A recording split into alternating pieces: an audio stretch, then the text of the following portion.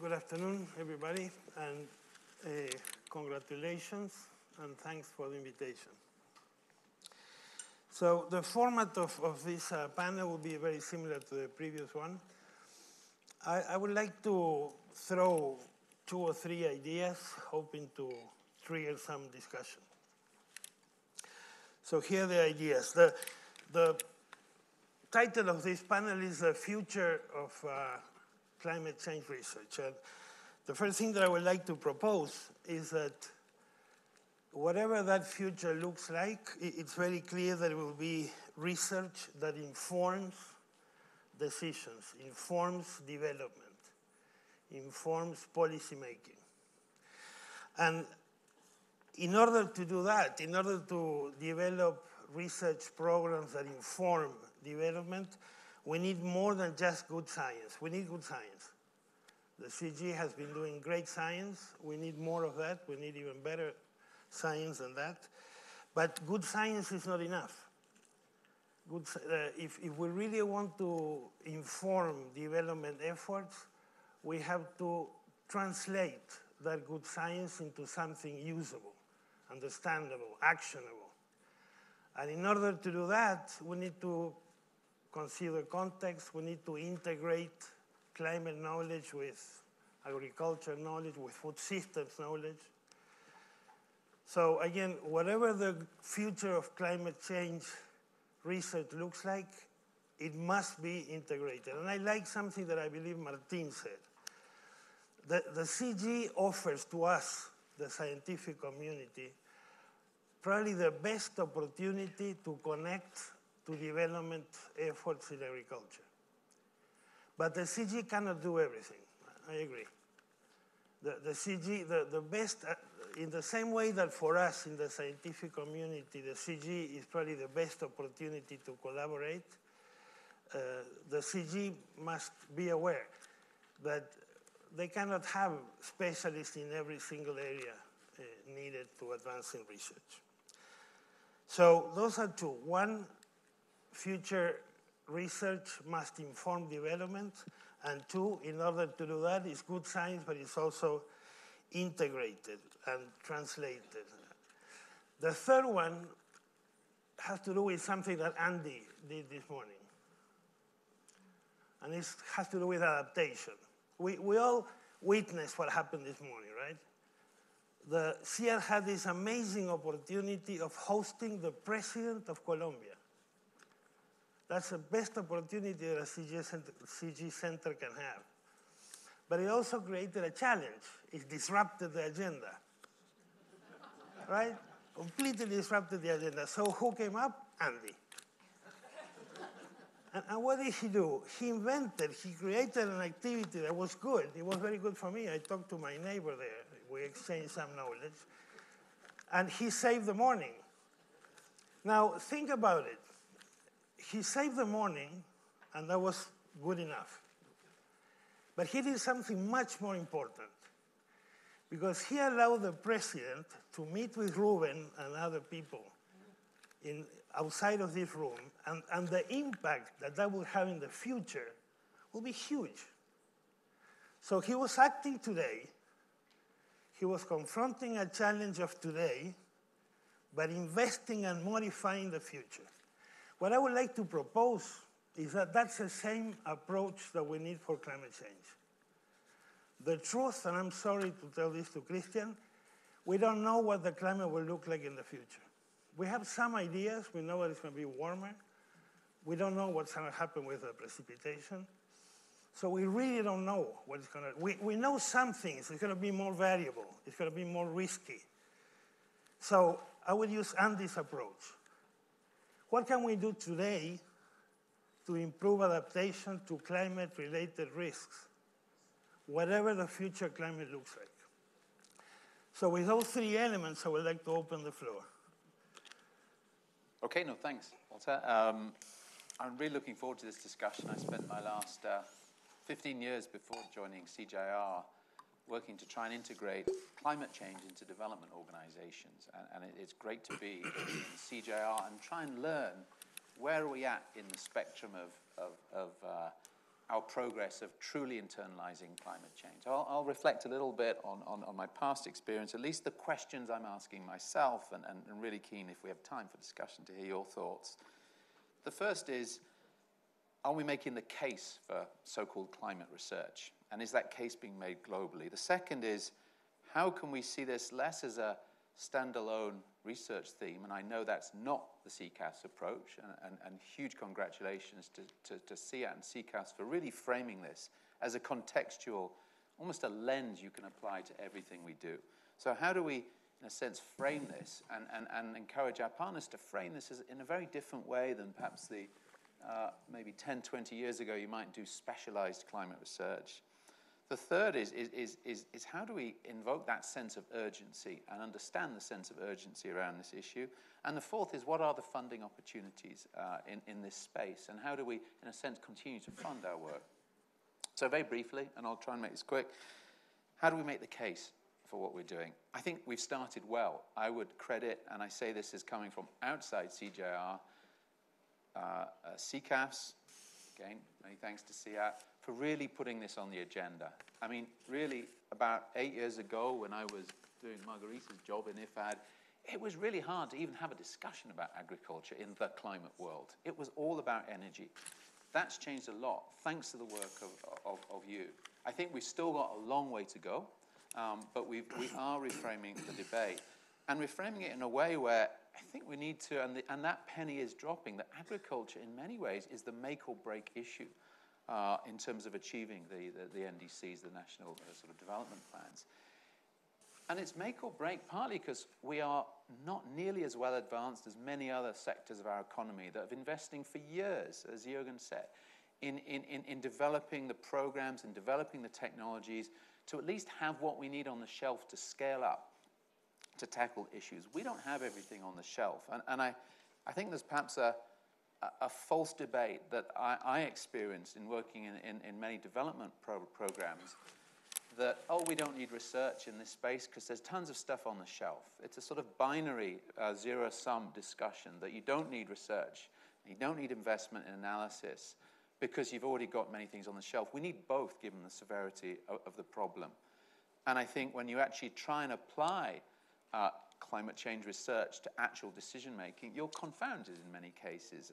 Often what you sort of have analytically for climate projections of certain carbon projections of certain techniques are not borne out when you actually test that in the field. So it's a bit like a sort of a Russian doll. You answer one problem and you open it up and we discover there are way more things we don't know. So I would really challenge the notion that it's just about scale up. It's about both. And I think we need to continue making that case because there's a seductive path that it's really not about new knowledge and new analysis. I think there's also, as I said, a stronger case to be made around positioning agriculture in the climate debate, and I think we've probably come halfway there. So that's the first thing. Let's make the case for it, and let's build on the great work that's already been done. Second is, and this was perhaps done as a provocative title, let's not talk about climate change research. There's no such thing in many ways. There's some specialized areas around forecasting, but there's a climate lens that when you apply it to anything, and I would really challenge any researcher, and I'd love to get examples where we can truly say hand on heart, what we do is not disrupted, confounded, driven, related to the climate challenge. And whether that challenge is really understanding the interdependencies of our ecosystems, which when you've got solid ecosystems, you might not see them, but when they're fragile and weak, in a very non-linear way, those very quickly come to the fore. So whether it's about thinking differently about interdependency, what we do, understanding the environmental footprint, as Jürgen so eloquently put, planning for more variability in everything we do in our context, understanding long-term trends, planning for the second-order effects. I mean, this changes our whole operating environment in a way that I certainly felt that most development organizations were just struggling with. I mean, and frankly, in my experience, we're maybe about a third of the way down the road of truly internalizing it. And the question I ask myself is, where are we on that journey?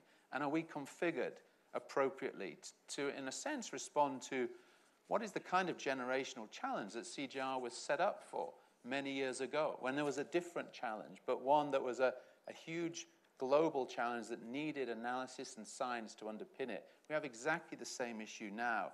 And so the question I'm keen to have a discussion on is, have we configured ourselves appropriately to be able to rise to that kind of scale of challenge, which in a sense entirely supports the existence of a CGIAR. And I think there's more discussion we need to have on that. And that relates to my third point, is urgency. We don't have the luxury of 10, 20 years to get this right. Each year where we don't, in a sense, change the trajectory of emissions and all the things that that leads to, we're running out of time, and we're getting into some quite scary, actually quite non-linear disruptive impacts that will affect agriculture too. So there's a sense of urgency around what we do here that I think should inform that discussion about how we mobilize ourselves. And my last point was just, how do we translate the sense of urgency around our funding challenges and the way in which more and more public international financial transfers are earmarked and attached to this challenge, appropriately so, of climate change, when in many cases agriculture has not been benefiting tremendously from those financial flows. They've often gone into investment in energy, in transport, in other places. How do we benefit from that? And I think there's also a discussion to be had around, have we got the right kind of financial resource mobilization vehicles, approaches to be able to enable agricultural research to benefit from those kind of financial flows. And I think there's big opportunities there. So, back to you. Great, thank you very much. Ana María? So before addressing Walter's questions or points, I would really like to thank CIAT and the organizers of the event for including me in this panel. I'm very happy, of course, and honored to be part of this discussion and sharing the floor with you. So I agree with what Walter just said in terms that we need to do the research, but we need to do a research that that has specific target and that it's translated in a way that can really help different users to make their decisions. And even though we saw during the morning, and Ricardo showed very well all the impact that CIAT has done in the past 50 years, I still believe that the challenge is huge. And that somehow, and this is talking from the research community, I think that this is the right moment to think about the way that we are working with partners. Not only the way that we are engaging with partners, but the type of partners that we are working with in order to generate the impact that we want to generate with our research. And I was very happy to hear about CCAFS and Jürgen saying that CCAFS have really changed the way that we have doing things. And one of the most important things that we have been doing in CCAFS is basically think deeply about the way that we are engaging with partners. So we have been using in CCAFS this, what we have called this 3/3 principle in terms of engaging and working with partners. And there are 3 words for this 3/3 principle. So we talk about needs, we talk about research, and we talk about capacity. So according to this approach, what we are suggesting, and this is what we have been doing in the past, and it has been proven to be really successful to get us closer to generating this impact with our research, is that any research for development program should allocate its resources in 3/3. So 1/3 should go directly to next users, to building relationships with them. And here, I won't get tired of emphasizing the importance of building these strong relationships. But also, working hand by hand with the next users in terms of understanding what are their needs from research. So coming up with the research questions. So a lot of times, the researchers, we come up with the questions by ourselves. And we are losing a huge opportunity of really getting closer to generate that impact with our research by excluding from that process the next users that are the ones that are going to use that research. So really working with them in terms of finding out what are the needs, what are the research questions that we would like to address. So that's 1/3 of resources. Another 1/3 should go to research per se, because that's what we do. We do research. But in here, again, think about doing this research with other research partners. And in here, I want to emphasize the importance of working with the corpoicas of all the countries, the natural agricultural research systems and centers and institutes, and being wise enough to discover what are the complementarities. So not being perceived as competition, but being able to work together hand by hand so we can improve the science that we are generating. And then a third of these resources should go to capacity of our next users. So now that we have addressed the research questions, now that we have generated the knowledge, it's very important that these tools, this knowledge, that the next users can work with this, can use the tools by themselves so that we can improve the uptake of this research. So also very important, it's to consider the type of relationships that we are generating. And this is not new. We have been talking about these partnerships for a long time. But I really believe that like thinking about this seriously and really putting that into your agenda as well as spending resources on this, it's going to make a difference in terms of impact with our research. So building strong, clear relationships based on trust and ownership, and very, very important, that we have a common vision of wanting to achieve those impacts with our research. So that's a little bit of like talking from our experience in CCAFS, what we have been doing in terms of engaging with partners. But also, I would like to say a few words about the type of partners that we should be engaging, and we, the scientific community, should be engaging more and more in this climate change research agenda. So I want to highlight 4 types of partners that I see that scientists should be engaging more in the future. So we should be be working together with partners, particularly implementing partners, so local organizations, in order to build field evidence of what works, where, under which circumstances. And in here I see a huge potential in the future of working in the climate smart villages, even though I could be a little biased because that's what I work for. But I really believe that this is an opportunity for scientists all around the world to generate with these local organizations this field-based evidence of what works. And in here I really believe that we need to look to the past and we need to learn from our failures. And we need to get away from wasting resources and time on doing research on technologies without really understanding how these technologies are going to interact with specific contexts in order to be implemented successfully. And this also requires bringing into the picture more soil scientists in our research. And they don't have to be specifically in the CGIAR, but partnering with research partners. So for instance, having behavioral economists interacting with agronomists, with climatologists, in order to really understand how farmers make decisions under uncertainty, under climate risk circumstances. So we should also be working with partners, particularly with climate risk management services provider, so that we can strengthen institutions and services through a better use of climate information.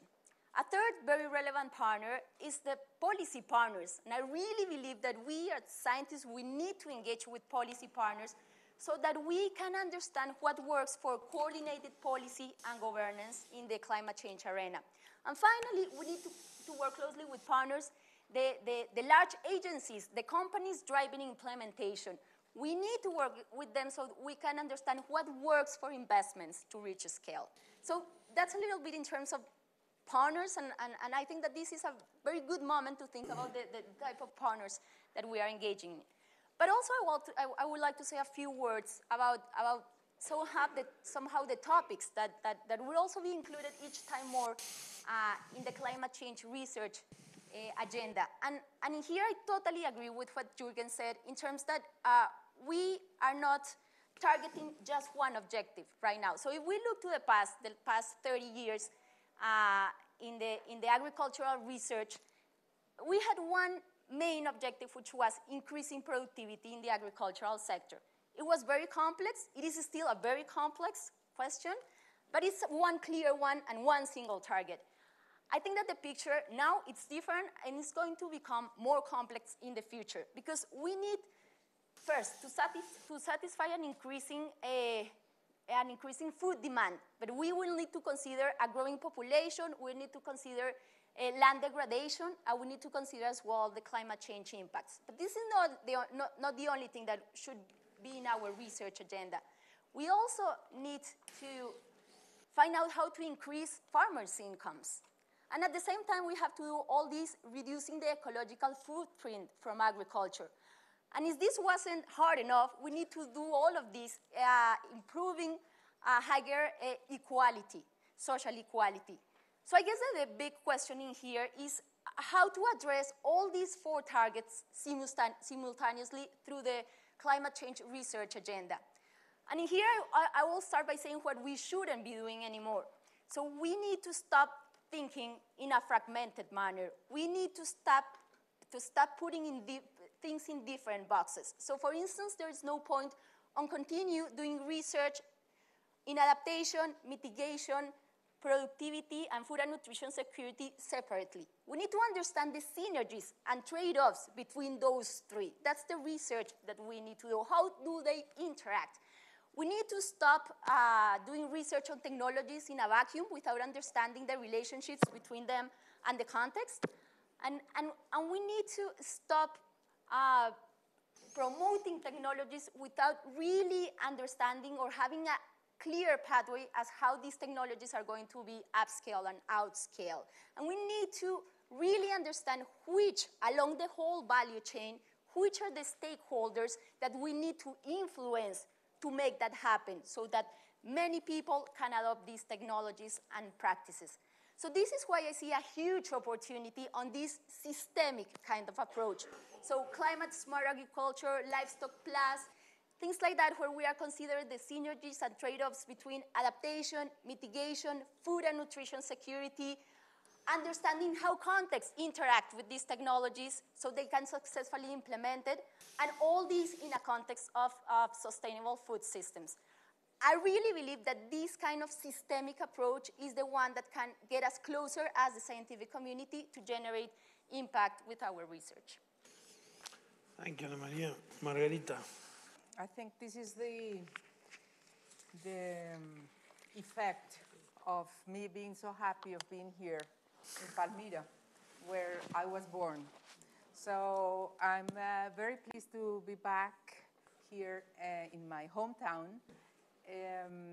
representing the International Fund for Agriculture Development in this very important date, the birthday of CIAT.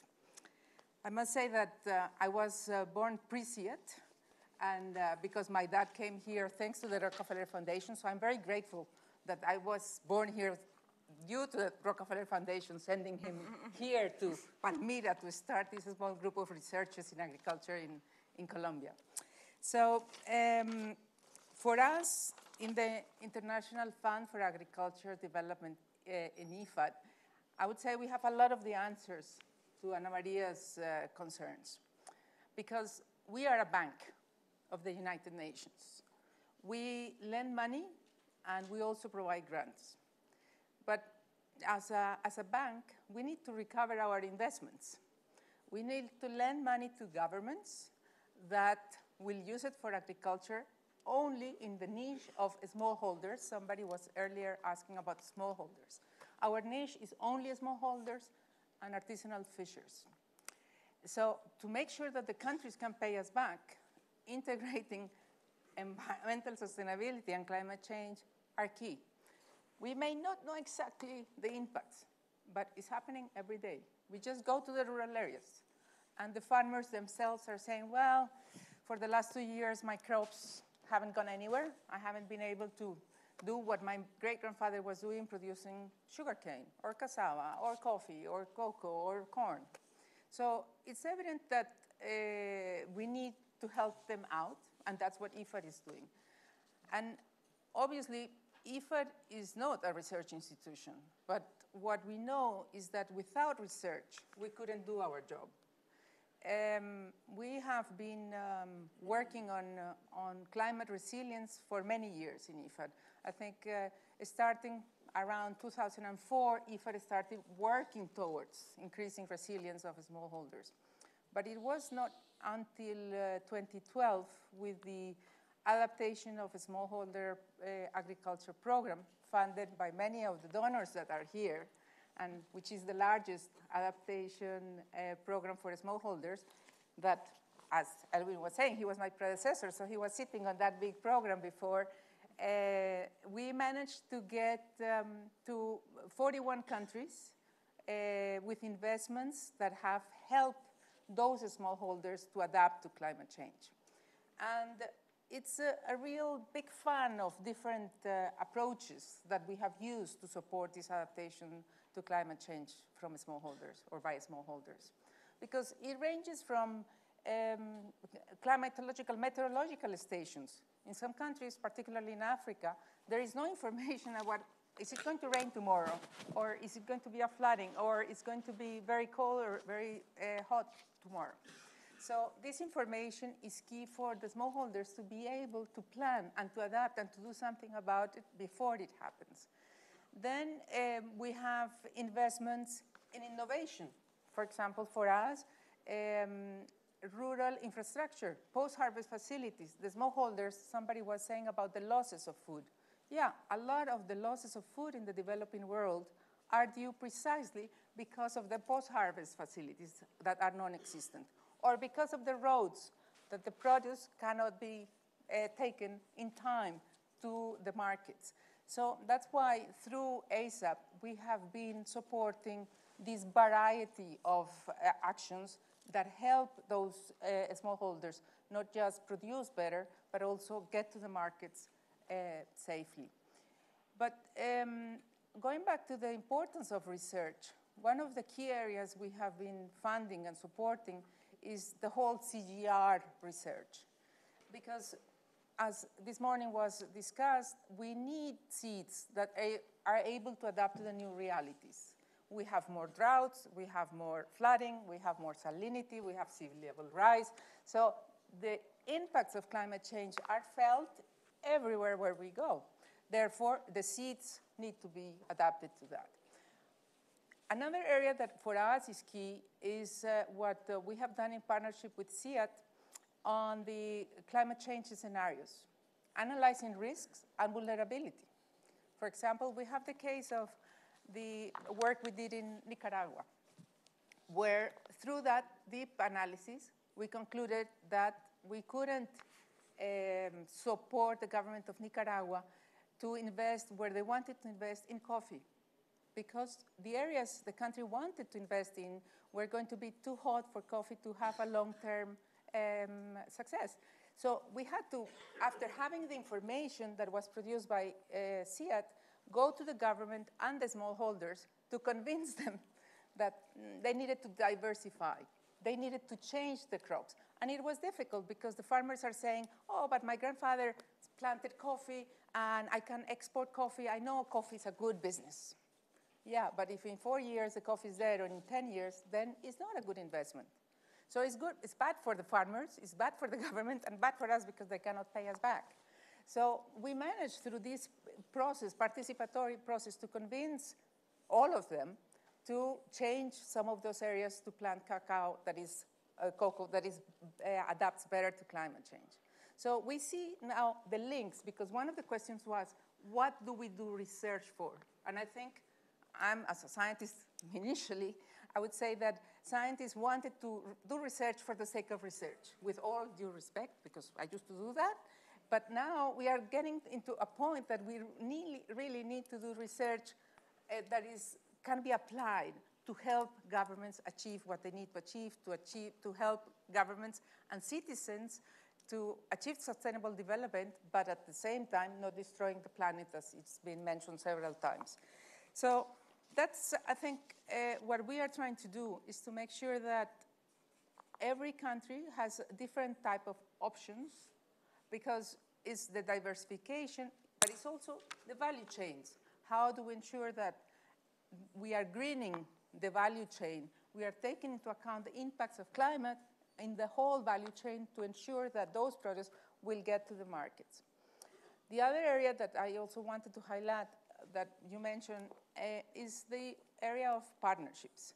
Because for us, I must say that the Learning Alliance that we have with the CCAFS has been extremely important to exchange and generate knowledge.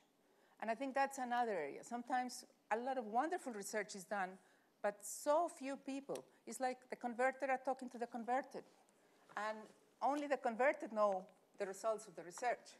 But how do we make sure that those very good research results are shared with whom is needed? And I think for that, CCAFS has been very helpful, and our alliance with CCAFS, because we go then, for example, with the SouthSouth exchange, where we bring farmers and project managers from Asia and different countries in Africa to exchange knowledge. What has worked for you, what hasn't, what has failed?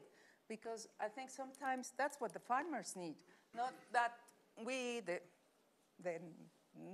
those that know it all, or as we used to say in Colombia, those tall, blonde ones are going to tell us what is right and what is wrong. So here is the farmers promoting this exchange, I think is very useful. So I would leave it at that. I can come back with other ideas afterward. Thank you.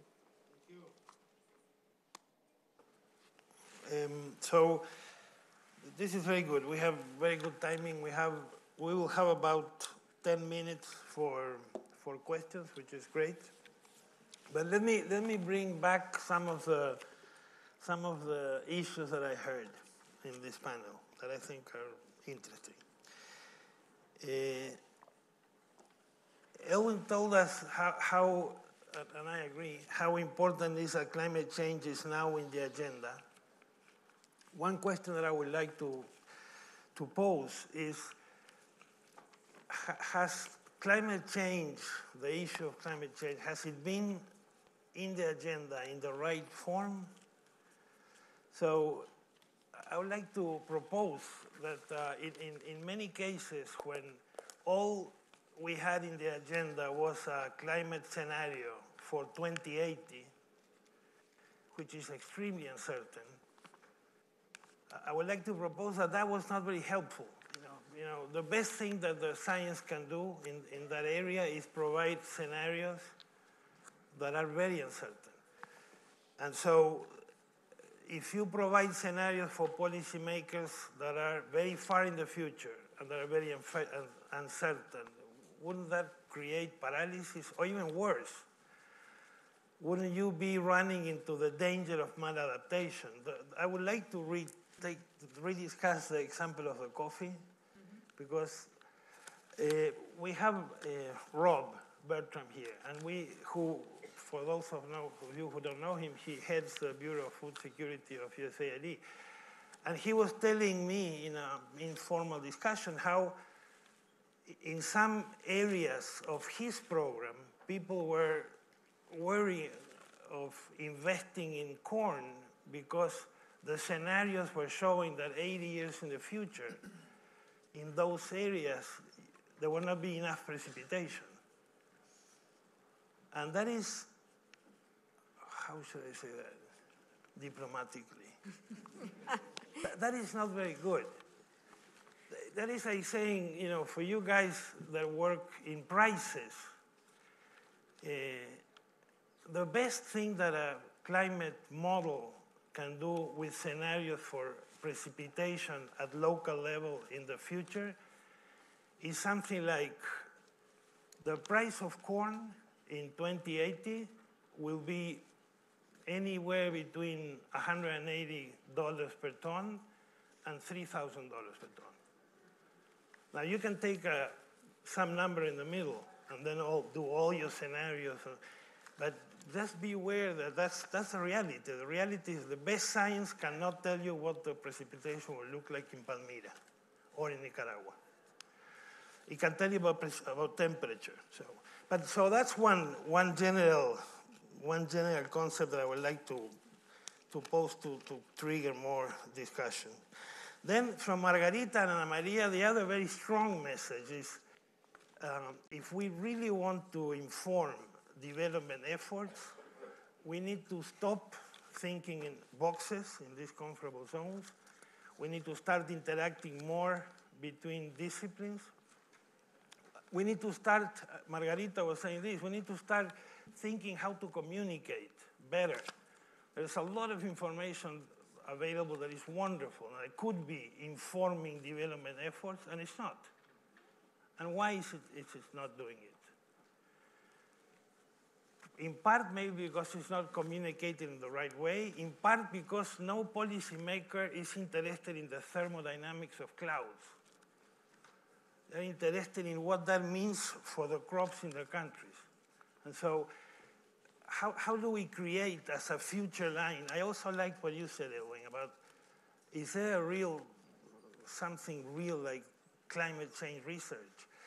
But in the future, the efforts in that area, in climate risk management, in climate sensitive, they must have that take that into consideration. Is how do we communicate, how do we integrate information so that it helps? And so with that, I don't know if any of you guys would like to add some short comments on this, and then we open the floor, or we go directly to the floor. Okay. Questions, yeah. Can you introduce yourself? Okay, my name is Mario Piedra. I'm from Costa Rica. I work for CAT. But I would like to pose the question. I am not an expert on climate change, I have to say. But I think one issue that has not been discussed here is how can we improve, understand better the extreme events? We tend to understand much better. Well, I don't know if understand. We tend to play better with models displaying more than the medium or long-term predictability, with the uncertainty you mentioned. But just to give an example, in my little country, we had this year a tropical storm, and we have so many hurricanes that literally destroyed the islands. And last year we have, for the first time in our history, one hurricane that came somewhere in the border between Nicaragua and Costa Rica. The point is that we have dealt particularly with flooding and issues all our lives, but it's nothing like we have seen right now. Nothing. And if the climate change research can help in terms of understanding extreme events, will be much better, because all the economic gains of decades are wiped out in one night. And there is no way to describe the losses that we go through. And it's not just one crop, it's the whole chain, it's the infrastructure at the farms, for the harvesting, for the storing, everything. And we just don't understand what extreme events mean for the production areas of our countries. And it seems to me that there has been a lack of focus on these issues. And I don't know how complicated it is. It's just something that I have dear to my heart, because we have been suffering quite dramatically for the past few months on that. Thank you. Elwyn, you want to take that? Yeah, no, it's a great question. And don't worry, I'm not sure anyone is an expert on climate change. It's so big, and we need to get away from this notion that I would never claim to be. It's so big that you can be expert on certain aspects of it, but I'm not sure any one human can actually be an expert on every aspect of it. But in your question, I think so many of what you're doing, right, Margarita, through ASAP, is really about working with communities, with food systems, with supply chains, to have a discussion around, well, okay, you've had a once in 30-year drought. Well, what if that's every 5 years, or maybe every 10 or 3 years? We don't quite know, but how do you get much better at risk management? And actually the mentality of certainly many government ministries doing value chain projects with IFAD, I remember, was really about how do you optimize production. It was all about assuming the world of the past that was a lot more stable of the world of the future. So actually the development programming became much more about better risk management, thinking about risk and the resilience of your systems. That was a dimension that was almost entirely overlooked in the past. And if I might just add something about the discussion around climate agriculture in the climate world. I mean, my sense of this was that for a number of years you had climate forecasting debates, and everyone obsessed about the science because people were challenging it, right? And then we started having a discussion about energy and transport, and that was seen as low-hanging fruit.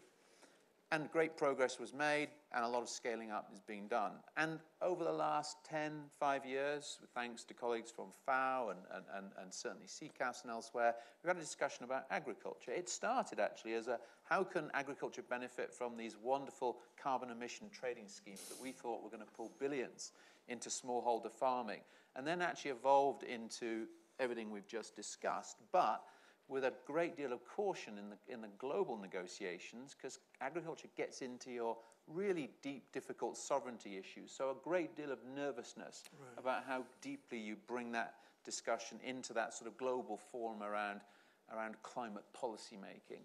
So I think it's evolved, but I still feel it's actually got quite a long way to go. Just to add a very short comment, and going back to Andy's approach in this morning, I think, although these climate change scenarios are extremely uncertain, the climate science community agrees pretty robustly in that you can expect increased climate variability. So, and this is why it's so important to ask ourselves when we are trying to inform development efforts in a country, and we get demands to help them improve adaptation. The first question is, are you well adapted to current climate? Are you well adapted to current climate variability? When you have a flood, when you have droughts, your system works very well.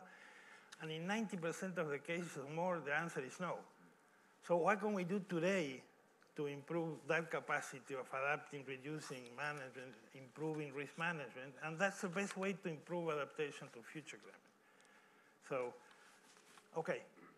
More questions? If I can just follow up on the point that Elwyn made towards the end there. So, the sensitivity of policy and politics and carbon trading and all the rest of it. But we are talking about, this is a session on research. So research takes time. So assuming that policy change will move ahead, these negotiations will take place, assuming that one day there'll be a possibility of farmers, big and small, being able to take advantage of climate change in terms of sequestration of carbon, as opposed to the current situation where, with all due respect, and the points from the panel have been great, but it's all been about this horrible thing called climate change. How can we adapt? How can we survive? How we can, get through the next awful thing? But turning things round, eventually, when policy catches up, will science and research be there and have anything to offer when the opportunity of carbon farming actually politically becomes possible for farmers, big and small, all over the place, to actually have another income stream from technology that starts putting carbon back into the soil, or whatever way of sequestration the scientists may have invented by then. So I suppose my question is, is anybody doing anything in the research area to be prepared for that moment? Sorry, Margarita. Okay. So, no, I just want to say something very important regarding that question, because fair enough, I don't have the answer for that question, but the fact is that we have to increase our food production in 60% by 2050. So it's very good if we can help them get earnings from carbon markets, but we cannot leave out the fact that we need to produce more food. And as it was mentioned before, we have to produce more food, but without increasing our footprint and making sure that the planet will give opportunities for the coming generations behind us. Therefore, we have to make sure we have a balance. And maybe going back to the issue of scenarios and uncertainty, yeah, it's true that many of the scenarios are for 2050, and we think maybe that's very far away. But in fact, that is not far away. And that's almost tomorrow. And when we started doing the reports or reading and reviewing the IPCC reports, we all started saying, oh, well, that's in the future. But suddenly, the next IPCC report came and said, oh, well, we thought it was 2050, now it's 2030. So in fact, those scenarios are very helpful to make sure that people understand that the danger is there and that we need to act and that we need to take sort of action at all levels immediately. We cannot just sit here and say, well, maybe it's 2080, no rush. because in fact, we are seeing the changes every day as we go forward. And on the disaster reduction, I think it's very important. We were discussing years ago about the global observing systems. And these global observing systems that will really help us to have sort of an early warning system at the global level. Now we have moved into the national early warning systems. And now we have also realized that we need more localized early warning systems that will help us at least know. Doesn't help us preparing because we don't know when it's coming. If it's coming tomorrow, of course, there is no time. But at least if we had enough information in a timely manner, measures could be taken. But for example, I see, of course, what we have seen with El Niño and La Niña and how this has affected Central America, for example, and now Africa. So again, we see now El Niño and La Niña, not climate events, but exacerbated by climate change. We see the problems that we are having right now, for example, in South Africa, in some countries in Asia. So definitely improving the resilience, even if it's not climate related, will help those farmers to cope with the shocks of these very serious events.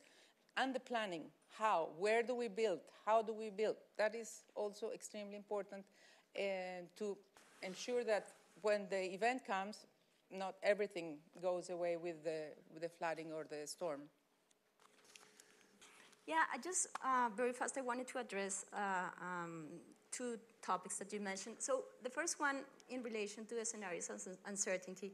So the way that we have been using these scenarios, even though we all realize that there's a huge uncertainty in these scenarios, but so policymakers are thinking, for instance, think about the National Planning Department in Colombia, Departamento Nacional de Planeación. So what they need to do is long-term, long-run planning.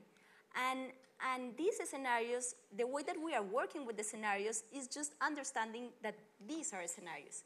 And if we can construct diverse scenarios, plausible by diverse scenarios, it has been really helpful in order to inform and and understand how robust are these policies. Because if the policies are able to work well on all these scenarios, then we have a robust, good policy that we are close to ensure that it's going to help whenever these things come. So in CCAFS, we have had a scenarios program, and we have been working with many different countries around the world, and it has been very interesting in terms of helping policymakers on doing policy, thinking about the long run, and thinking about all these uncertainties. So I think that this is a good use of that.